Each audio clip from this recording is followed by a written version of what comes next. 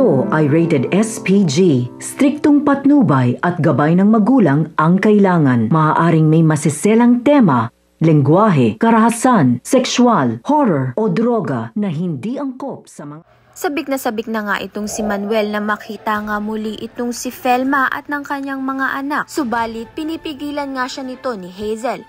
Samantalang wala naman ngang makakapigil dito kay Manuel kung gugustuhin nga niyang makita nga muli itong si Felma. At sa hindi inaasahang pagkakataon ay magkikita nga muli itong si Felma at si Manuel.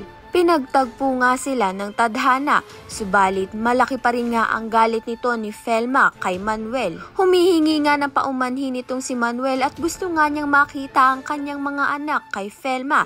Lingid sa kaalaman nito ni Manuel ay kinasusuklaman nga siya ng kanyang mga anak. Subalit iba nga itong si Colleen, ang bunsong anak nga nito ni Manuel at ni Felma, dahil nga gusto pa rin nga niyang makita ang kanyang ama na si Manuel dahil hindi naman niya nga ito nakita nung simula pagka bata pa nga niya. Sa kabilang banda naman nga mahuhuli nga ni Hazel na nag-uusap nga muli itong si Felma at si Manuel. Kaya naman nga mag-e-eskandalo nga siya at di-videohan niya nga ang mga ito.